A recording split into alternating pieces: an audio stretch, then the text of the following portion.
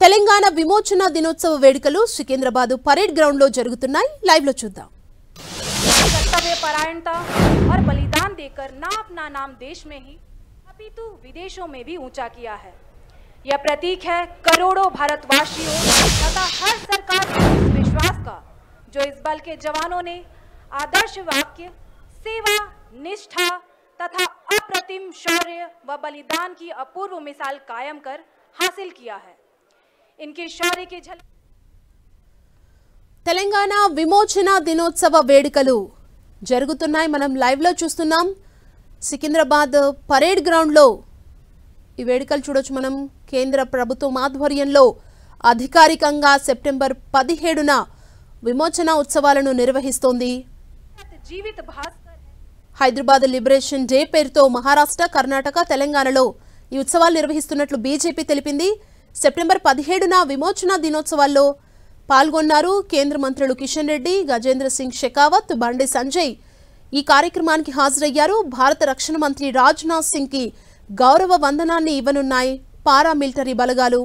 హైదరాబాద్లో liberation day పేరుతో మహారాష్ట్ర, కర్ణాటక, తెలంగాణలో ఈ ఉత్సవాలు జరుగుతున్నాయి।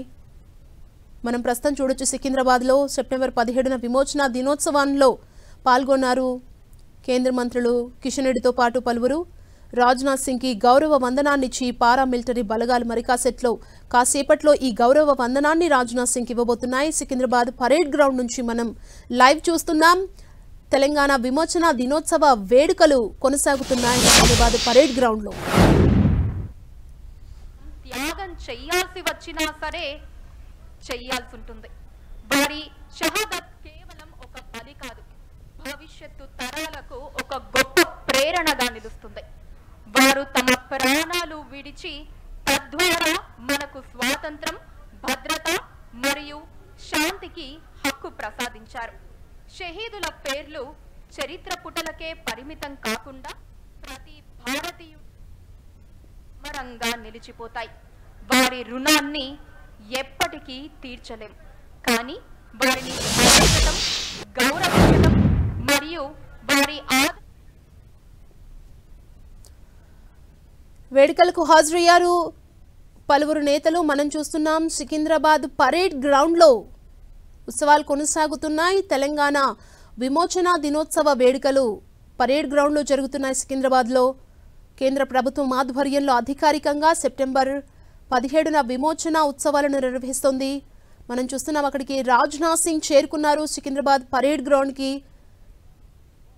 లిబరేషన్ డే పేరుతో మహారాష్ట్ర, కర్ణాటక, తెలంగాణలో ఈ ఉత్సవాలు నిర్వహిస్తున్నట్లుగా బీజేపీ తెలిపింది। సెప్టెంబర్ 17న విమోచన దినోత్సవాల్లో పాల్గొన్నారు। మనం చూడొచ్చు బీజేపీ ఆఫీస్ దగ్గర కూడా జెండా ఎగురవేస్తున్న దృశ్యాల్ని ఒకవైపు మనం చూస్తున్నాం, మరోవైపు సికింద్రాబాద్లో వేడుకలకు సంబంధించి మనం చూడొచ్చు పలువురు నేతలు ఇందులో పాల్గొన్నారు। కేంద్ర మంత్రులు కిషన్ రెడ్డి, గజేంద్ర సింగ్ షెకావత్, బండి సంజయ్ పాల్గొన్నారు। భారత రక్షణ మంత్రి రాజ్నాథ్ సింగ్ సికింద్రాబాద్ పరేడ్ గ్రౌండ్ కి చేరుకున్నారు।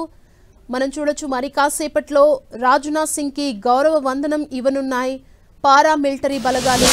Intended objective was completed and September 17th is widely celebrated as the Hyderabad Mukti Divas।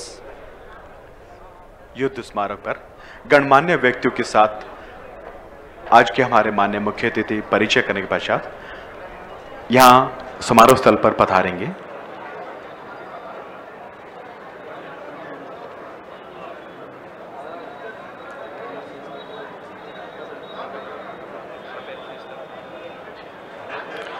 अगस्त 1947 को भारत को आजादी के बाद भी हैदराबाद को 13 महीने तक स्वतंत्रता नहीं मिली और वह निजाम के शासन के अधीन रहा।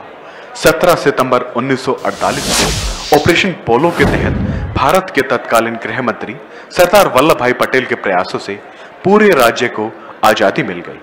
हैदराबाद को आजाद कराने वाले शहीदों को श्रद्धांजलि देने और युवाओं के मन में देशभक्ति की भावना जागृत करने के उद्देश्य से भारत सरकार ने प्रत्येक वर्ष 17 सितंबर को हैदराबाद मुक्ति दिवस के रूप में मनाने का निर्णय लिया है। आज दिन है हैदराबाद के मुक्ति दिवस का, जब हैदराबाद का विलय 77 वर्ष पूर्व भारत का जब इसी दिन हुआ 17 सितंबर 1948 को हैदराबाद महान भारतवर्ष का अभिन्न अंग बना।